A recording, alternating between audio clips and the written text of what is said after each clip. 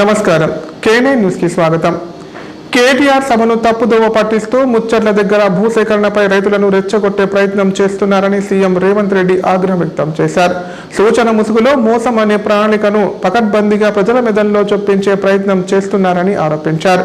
Shamshabad airport వరకు MMTS సౌకర్యం కల్పిస్తామని కేంద్ర ప్రభుత్వం ముందుకు వస్తే వద్దని తిరస్కరించింది కేటీఆర్ కాదా అని ప్రశ్నించారు. ద్రవ్య వినిమయ బిల్లుపై ఇవాళ శాసనసభలో చర్చ సందర్భంగా ముఖ్యమంత్రి రేవంత్ రెడ్డి మాట్లాడారు. 10 ఏళ్లు ఏలిన మీరు 10 నెలలు కూడా పూర్తి చేసుకుని తమ ప్రభుత్వంపై వందల ఆరోపణలు చేస్తున్నారన్నారు. హైదరాబాద్, సికింద్రాబాద్, సైబరాబాద్ డెవలప్ అయినట్లుగానే ముచ్చర్లలో 4 సిటీని నిర్మిస్తున్నామన్నారు. ఈ 4 సిటీయే రేపటి ఫ్యూచర్ సిటీ అని ముఖ్యమంత్రి పేర్కొన్నారు. బతుకమ్మ చీరల విషయంలో డొంక తిరుడు మాటలు వద్దని చీరల సిసిల చేనేత కార్మికులు చేసినవా లేక మీ బినామీల కాంట్రాక్టులకు ఇచ్చి సూరత్ నుంచి కేజీల లెక్క తెచ్చి పంచిపెట్టారా స్పష్టం చేయాలన్నారు. సిసిల కార్మికులకు 275 కోట్ల బతుకమ్మ చీరల బకాయిలు పెడితే తమ ప్రభుత్వం 100 కోట్ల విడుదల చేసిందన్నారు.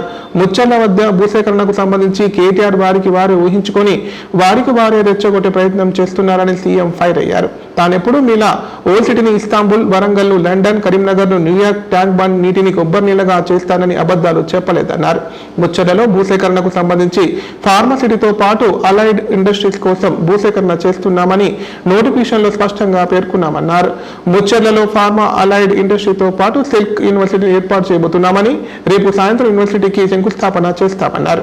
ఇవాళ ఆ ప్రాంతాన్ని ఒక అద్భుతమైన నగరంగా వారు ఏదైతే మెట్రో రైల్ గురించి చెప్పినరో నేను ఇప్పుడు మళ్ళీ కూడా చెప్తున్నా అధ్యక్ష, అంతర్జాతీయ ఎయిర్పోర్టు నుంచి ముచ్చర్లలో ఈరోజు నిర్మించబోయే 4th సిటీ అధ్యక్ష, హైదరాబాద్, సికింద్రాబాద్ సిటీ, సైబరాబాద్ సిటీ, ఇప్పుడు ముచ్చేర్లలో 4th సిటీని మేము ఈరోజు ఎస్టాబ్లిష్ చేయబోతున్నాము.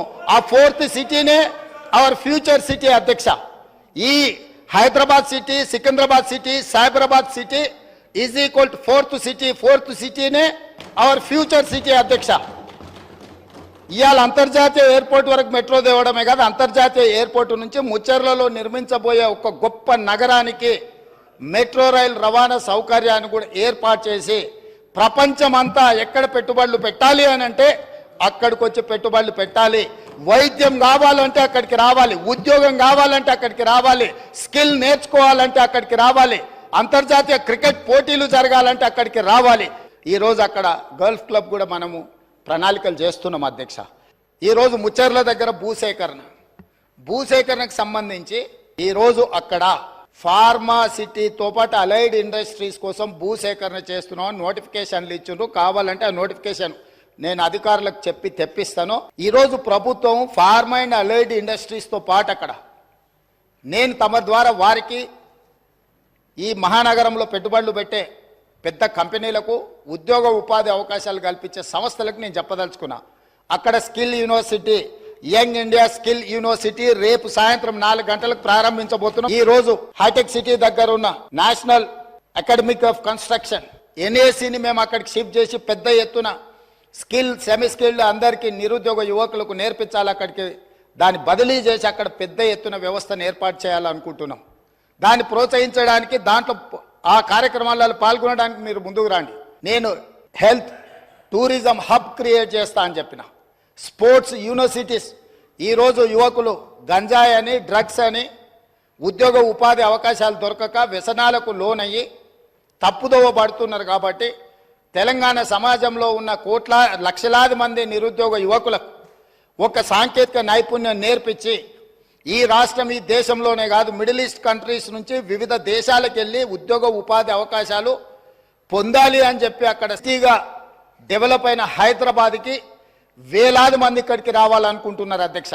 ఈ రోజు ఇక్కడ ఉన్న అంతర్జాతీయ ఎయిర్పోర్ట్ నుంచి బంగ్లాదేశ్కో మిడిల్ ఈస్ట్ కంట్రీస్కి డైరెక్ట్ ఫ్లైట్ ఉంటే ప్రతిరోజు వేలాది మంది ఈరోజు ఇక్కడికి వచ్చి వైద్యం పొందాలి అని వస్తున్నారు అధ్యక్ష. అందుకోసం నేను హెల్త్ టూరిజం హబ్ను తయారు చేసి అక్కడ ఒక 1000 ఎకరాల ప్రపంచ స్థాయి వైద్య సౌకర్యాలను ఏర్పాటు చేసే సంస్థలను పిలిచి ఇక్కడ హైదరాబాద్ నగరంలో ఉన్న పెద్ద పెద్ద కార్పొరేట్ ఆసుపత్రులతో పాటు పేదలకు అతి తక్కువ ధరతో వైద్యాన్ని అందించడానికి అన్ని రకాలుగా ఎన్నెన్ని డిసీజులు ఉన్నాయో వాటన్నిటి కూడా స్పెషలైజ్డ్ హాస్పిటల్స్ ఏర్పాటు చేయాలని అక్కడ మేము నిర్ణయం తీసుకున్నాం అధ్యక్ష.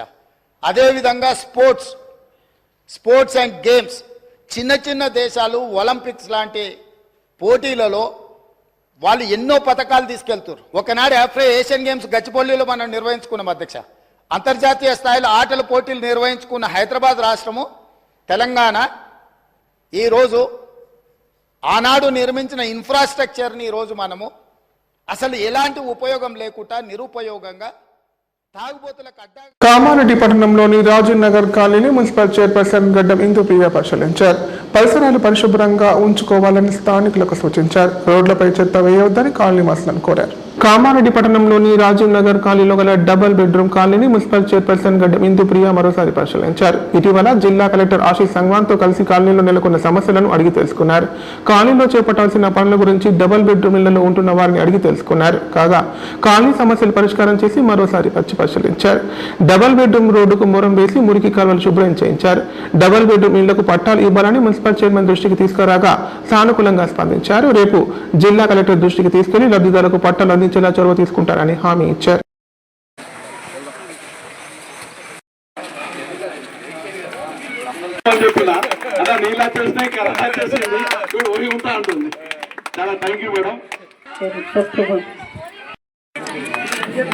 మీ ప్రాబ్లమ్స్ ఉందో ఇంతకుముందు 22 వార్డ్ కౌన్సిలర్ జహరా బేగం అక్క కూడా చెప్పడం జరిగింది.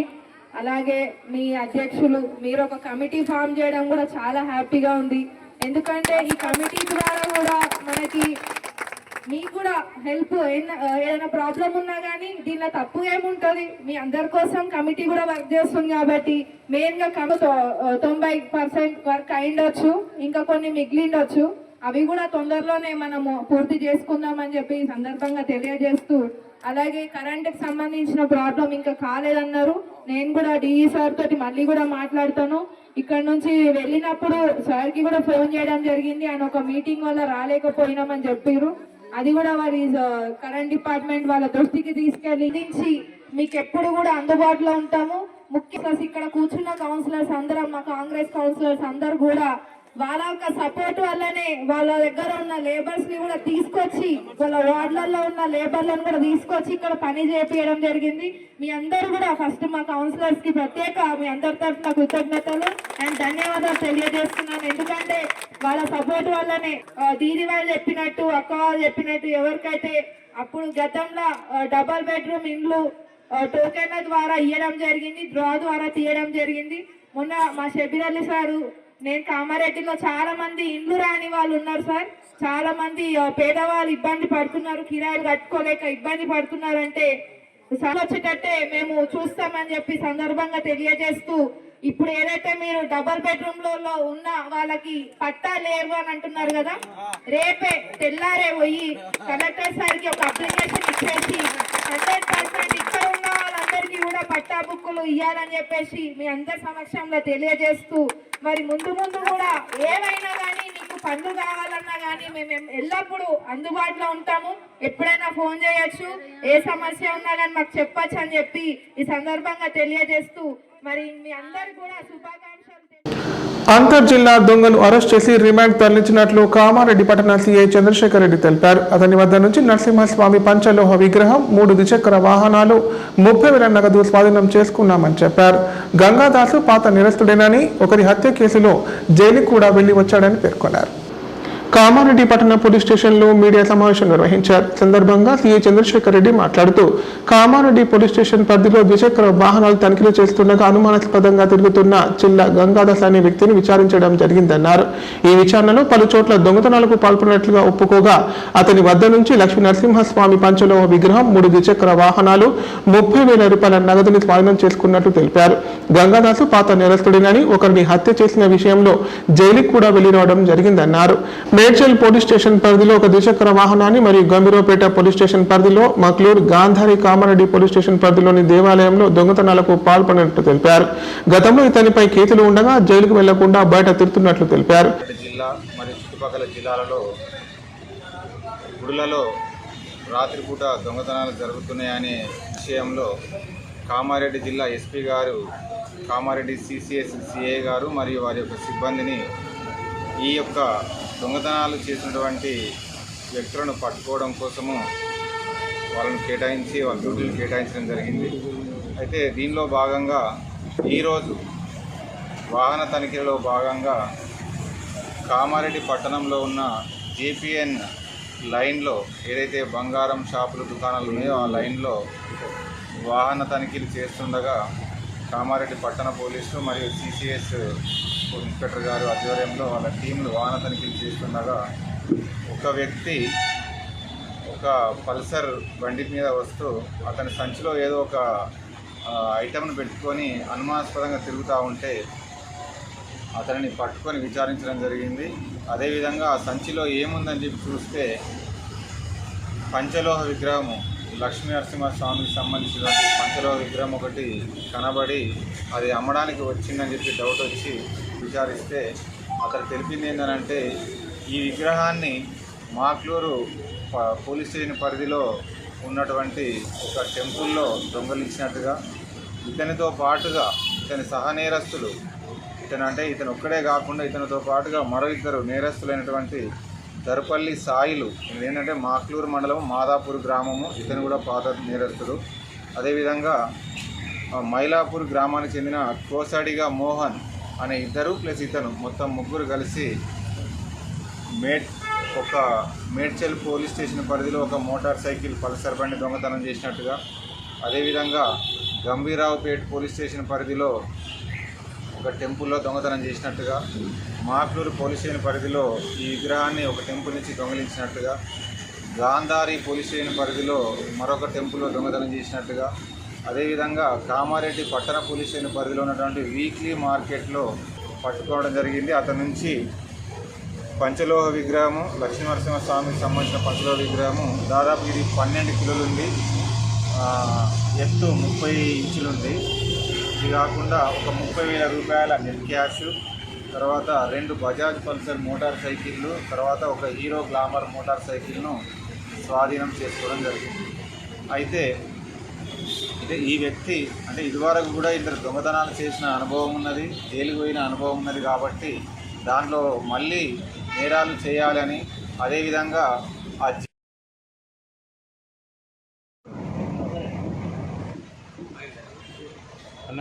అయిపోయింది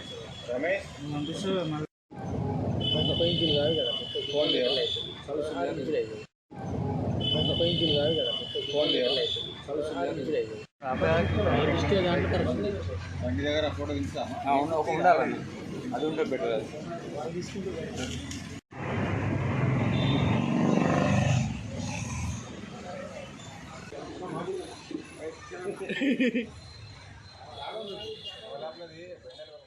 సదాశివనగర్ యూనియన్ బ్యాంకులో రైతులకు తిప్పలు తప్పడం లేదు. రుణమాఫీ డబ్బులు ఇంకా వారి ఖాతాలో పడకపోవడంతో ఆవేదన వ్యక్తం చేస్తున్నారు. మాఫీ అయిన డబ్బులు అకౌంట్లో పడకపోవడంతో నిరాశ చెందిన రైతులు బ్యాంక్ నుంచి తిరిగి వెళ్లిపోతున్నారు. కామారెడ్డి జిల్లా సదాశివనగర్ యూనియన్ బ్యాంకులో రైతులకు కష్టాలు తప్పడం లేదు. రుణమాఫీ అయిందని బ్యాంకుకు వెళితే రుణమాఫీ ఇంకా కాలేదని, రుణమాఫీ అయిన వాళ్ళు డబ్బులు ఇంతవరకు పడడం లేదని రైతులు ఆవేదన వ్యక్తం చేస్తున్నారు. రుణమాఫీ అయిన డబ్బులు వెంటనే వారి ఖాతాలో జమ అవుతాయని చెప్పిన సీఎం, ఉప ముఖ్యమంత్రి మాటలు వ్యర్థమేనని రైతులు ఆవేదన వ్యక్తం చేస్తున్నారు. రుణమాఫీ జాబితా రావడంతో బ్యాంకు అధికారులను సంప్రదించగా ఇంకా మీ అకౌంట్లో డబ్బులు పడలేదని చెబుతున్నారు. కాగా తమను బ్యాంకుల చుట్టూ తిప్పుకోవడం పట్ల రైతన్నలు ఆగ్రహం వ్యక్తం చేస్తున్నారు.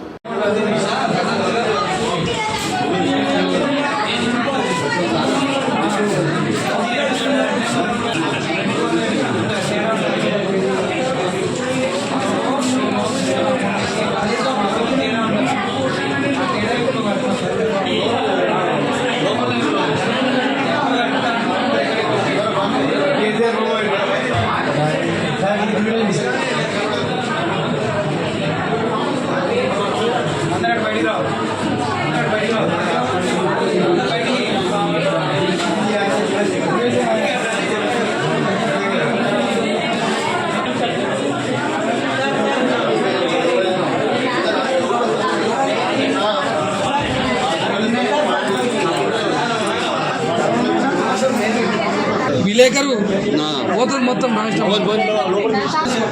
మళ్ళీ 3 నెలలు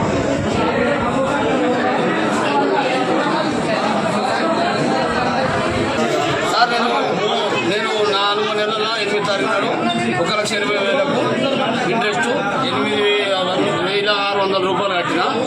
ఇప్పుడు ప్రకటనలు. గ్యాస్ట్రిక్ మరియు లివర్ సమస్యలతో బాధపడుతున్న వారు ఇప్పటి నుండి హైదరాబాద్ గాని నిజామాబాద్ గాని వెళ్లవలసిన అవసరం లేదు మరియు అప్పుడప్పుడు వచ్చే డాక్టర్ల కోసం ఎదురు చూసే అవసరం కూడా లేదు. ఎందుకంటే ప్రతిరోజు 24/7 మన కామారెడ్డిలోనే అన్ని అత్యాధునిక సౌకర్యాలతో అడ్వాన్స్డ్ టెక్నాలజీతో మొట్టమొదటి ఏకైక వేద gastro liver care hospital Dharamshala వెనకాల జనని హాస్పిటల్ ప్రక్కన ప్రారంభించి వైద్య సేవలు అందిస్తున్నారు. ఈ హాస్పిటల్లో హైదరాబాద్ కార్పొరేట్ హాస్పిటల్లో చేసేటటువంటి గ్యాస్ట్రో మరియు లివర్ కు సంబంధించిన అన్ని రకాల చికిత్సలు చేయబడును మరియు ప్రతిరోజు ఎండోస్కోపీ, కొలనోస్కోపీ ద్వారా పరీక్షించి సలహాలు మరియు చికిత్సలు చేయబడును. కడుపులో పుండు వంటి సమస్యలకు నాణ్యమైన చికిత్సలు అందించబడును. వేద gastro liver care hospital Dharamshala వెనకాల జనని హాస్పిటల్ ప్రక్కన కామారెడ్డి. Phone number 8006000330. బీడీ కార్మికుల పెన్షన్ కటాఫ్ డేట్ ఎత్తివేసి బీడీ పరిశ్రమలో పనిచేస్తున్న అందరికీ 4,016 రూపాయల జీవన భృతి ఇవ్వాలని బీఎల్టీయూ నాయకులు అన్నారు. గతంలో బీఆర్ఎస్ ప్రభుత్వం బీడీ కార్మికుల నిలువున మోసం చేసిందన్నారు. అందుకే కార్మికుల ఉసురు తగిలి గద్దె దిగిందని చెప్పారు. కామారెడ్డి జిల్లా బాన్స్వాడలోని తెలంగాణ బహుళజన బీడీ కార్మిక సంఘం ఆధ్వర్యంలో రాష్ట్ర కోశాధికారి సయ్యద్ అధ్యక్షతన బీడీ కార్మికుల చైతన్య సదస్సు నిర్వహించారు. ఈ సందర్భంగా వారు మాట్లాడారు. కాంగ్రెస్ ప్రభుత్వం గత ఎన్నికల్లో బీడీ కార్మికులకు ఇచ్చిన హామీ తక్షణమే అమలు చేయాలన్నారు. లేకుంటే బీఎల్టీయూ ఆధ్వర్యంలో దశల వారీగా ఆందోళన కార్యాచరణ చేపడతామన్నారు. ప్రభుత్వం దిగి వచ్చే వరకు పోరాటం చేస్తామని, దీనికి ప్రభుత్వం బాధ్యత వహించవలసి ఉంటుందని చెప్పారు. ఇప్పుడు జరుగుతున్న అసెంబ్లీ సమావేశంలో బీడీ కార్మికులకు 4,016 రూపాయల జీవన భృతికై తగిన బడ్జెట్ కేటాయించాలని డిమాండ్ చేశారు. జీవన వృత్తి ఏదైతే ఉన్నదో ఆ జీవన వృత్తికి 1,00,000 కొర్రీలు పెట్టిండు. స్టార్టింగ్లోనేమో ఓటు అయ్యేదాకా ఏమన్నాడు, అందరికీ జీవన వృత్తి ఇస్తా, నన్ను అధికారంలో తీసుకురమ్మన్నాడు. ఎప్పుడు 2014లో మనం తెలంగాణ పడగొట్టి తెచ్చిండు కేసీఆర్ అనే ఉద్దేశంతో మనం కేసీఆర్ పట్టం కట్టినాం. ఒక ఏడాది దాకా ఇవ్వలేడు. మళ్ళీ మనం యూనియన్లుగా కేసీఆర్ ఎన్నికలలో ఇచ్చిన మాట నిలబెట్టుకోవాలా అని మన యూనియన్ ఆధ్వర్యంలో పెద్ద ఎత్తున పోరాటాలు చాలు చేసినాం. అప్పుడు మీటింగ్లు పెడితే కూడా చాలామంది ఈ సిద్ధరామన్నకి ఏం పని లేదు, ఆడు ఇస్తాడా, మనం కట్టుకుంటాం అనేది కొంతమంది మాట్లాడారు. అట్లా మనం కొట్లాడంగా 2015 మార్చిలో 1,000 రూపాయల జీవన వృత్తి చాలు చేసింది. ఈ 1,000 రూపాయల జీవన వృత్తి మన తెలంగాణ రాష్ట్రంలో మీలాంటి వాళ్ళు 7,20,000 మంది ఉన్నారు. బిడ్డలు చేస్తారు. పిల్లలకి కోడలికి ఇస్తే అత్తకి అని కొర్రీలు పెట్టిండు. ఇట్లా ఒకటే పింఛన్ అన్నట్టు రకరకాలుగా పెట్టిండు. అమ్మ ఇదేం లొల్లి, 1,000 రూపాయల భూమిలో పోను ఈ అత్తలందరినీ లొల్లి పెట్టి ఎల్లగొడితే అవమానం భరించలేక అక్కడక్కడ చెర్లల్లో బాయిలల్లో ఉరేసుకొని చచ్చిపోయారు. ఇది వాస్తవమైన పరిస్థితి అని మళ్ళీ మనం కొట్లాడితే నీ ఇంట్లో 5 ఉన్నారు, మా ఒక్కళ్ళకి ఎందుకు ఇవ్వవు? 2014 ఫిబ్రవరి 28 దాకా పిఎఫ్ నెంబర్ ఉన్న వాళ్ళకే ఇస్తా అని అట్లా కట్ ఆఫ్ డేట్ పెట్టింది. అది మెల్లగా 2018 దాకా జరుపుకొచ్చింది. మళ్ళీ 2018లో ఏం చేసిండు, ఇప్పుడు మళ్ళీ నాకు కోటేది మీ అందరికీ 2,016 రూపాయలు ఇస్తాను. కరెక్టే కాబట్టి మళ్ళీ మనం 2018లో కూడా మళ్ళీ తిరిగి ఎలక్షన్స్ దగ్గర పడ్డాయి. అప్పుడే మనం 2023లో మనం హైదరాబాద్లో 2023లో మళ్ళీ మనం కేసీఆర్ ఇచ్చిన మనం నిలబెట్టుకోవాలా. రేపు ఎవడన్నా అధికారంలోకి వచ్చినా మాకు 2016 2014 ఫిబ్రవరి 28వ తారీఖు కటాఫ్ డేట్ తొలగించి ఎలాంటి ఆంక్షన్ లేకుండా జీవన వృత్తి ఇవ్వాలని రావడం మూలంగా మన మీటింగ్కు వీళ్ళు రాలేరు. రేవంత్ రెడ్డి రాలేడు, సీతక్క ఆఖరి సీతక్కని పంపిస్తానని సీతక్క రాలేదు. అంటే ఈ విషయం ఎందుకోసం చెప్తున్నా అంటే ఆనాడు మన మీటింగ్కి వస్తే ఈ విషయం మనం చెప్పేవాళ్ళం. ఏమని, ఇవాళ కేసీఆర్ ఇచ్చేటువంటి 2,016 రూపాయలు ఈ ఫిబ్రవరి కటాఫ్ డేట్ పెట్టిండు. తర్వాత 100 మందిలో ఒరిజినల్గా 30 మందికి వస్తున్నాయి, ఇంకా 30 మంది డూప్లికేట్ వాళ్ళకి వస్తున్నాయి. ఇక తెలుసు ఎట్లా వస్తున్నాయి డూప్లికేట్. రాజీనామా చేసిన వాళ్ళు, జీడర్ల భార్యలు, రకరకాల ఫ్యామిలీలోకి వస్తున్నాయి. ఇంకా 30 మంది 2014 తర్వాత పిఎఫ్ నెంబర్ వాళ్ళకి రావడం లేదు అని నేను చెప్పినట్టు ఈ విషయము ఈ డూప్లికేట్ వాళ్ళని 30 మందిని తొలగించి ఇంకా 30. ఓ వ్యక్తి దారుణ హత్యకు గురైన సంఘటన పోతంగల్ మండలంలో చోటు చేసుకుంది. మృతి చెందిన వ్యక్తిని 58 సంవత్సరాల వయసు గల మైత్రి లాలయ్య గుర్తించారు. ఈ మేరకు పోలీసులు కేసు నమోదు చేసుకుని దర్యాప్తు చేపట్టారు. పోతంగల్ మండలానికి చెందిన 58 సంవత్సరాల వయసు గల మైత్రి లాలయ్య దారుణ హత్యకు గురయ్యాడు. విషయం తెలుసుకున్న పోలీసులు ఘటనా స్థలానికి చేరుకుని మృతదేహాన్ని పరిశీలించారు. గుర్తెని వ్యక్తులు కర్రలు బండరాయితో బాధినట్లు గుర్తించారు. స్థానికులు తెలిపిన వివరాల ప్రకారం మృతుడు లాలయ్య గ్రామ పంచాయతీ చెత్త సేకరణ ట్రాక్టర్ డ్రైవర్ గా పనిచేసేవాడని చెప్పారు. కొంతకాలంగా పక్షవాతం వచ్చి ఇంటి వద్దనే ఉంటున్నానన్నారు. మృతుడి తమ్ముడు పోషెట్టి ఫిర్యాదు మేరకు కేసు నమోదు చేసుకుని దర్యాప్తు చేస్తున్నట్లు ఎస్ఐ సందీప్ తెలిపారు.